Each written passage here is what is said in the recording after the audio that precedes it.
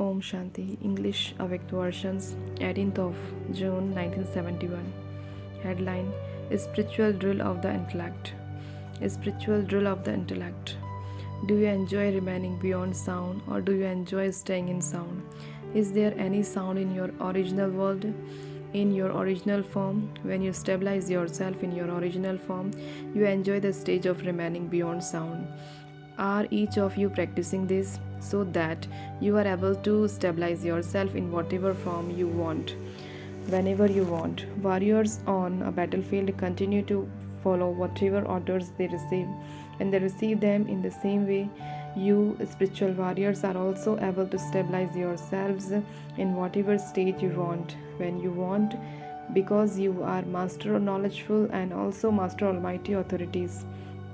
Because you are both of these, you can stabilize yourselves in whatever stage you want in less than 1 second.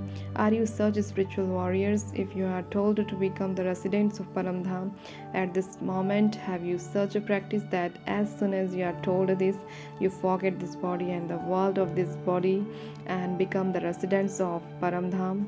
Or if you are told to stabilize yourself in the avyakt stage now, or if you are told to come into sound for service, and whilst doing service to have the awareness of your original form, have you developed such a practice?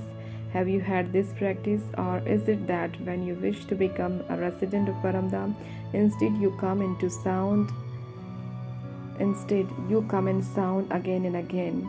You are not practicing this, are you? Are you able to stabilize your intellect wherever you want in less than 1 second? Have you developed such a practice? Do you consider yourself to be master almighty authorities? Since you are the almighty authorities, are you not able to stabilize the love of your intellect wherever you want? Is this practice difficult or easy for those who are the authorities? Just as you are able to use your physical senses when and how you want, if you wish to raise or lower your hand, you are able to do that.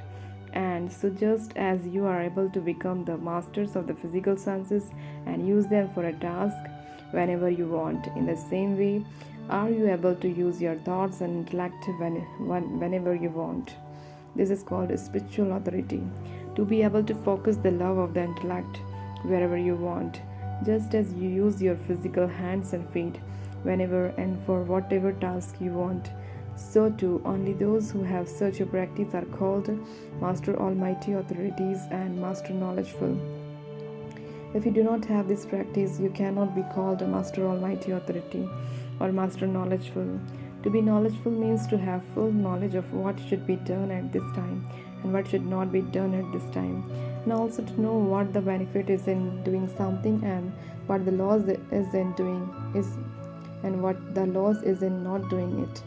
Only those who have this knowledge are knowledgeful, and because of also being master almighty authorities, on the basis of having all powers, this practice becomes easy and constant.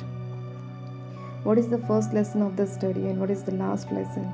The first and last lesson is this: when a child takes a locking birth, he is first taught and reminded of one word.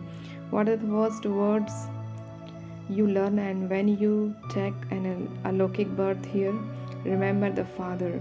So the first words to be remembered from your Lokik and alokik births are the same. Can this be difficult? Are you not practicing teaching yourself this drill? This is a drill for the intellect.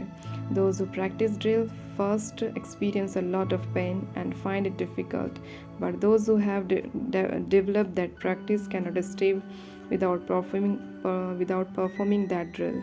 So here also, because of lacking the practice of the drill of the intellect, you find it difficult, or your head becomes heavy, or you experience one or another obstacles coming in front of you.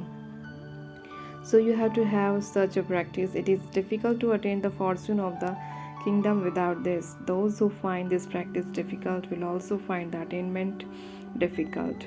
This is why you must make this practice easy and constant at this time.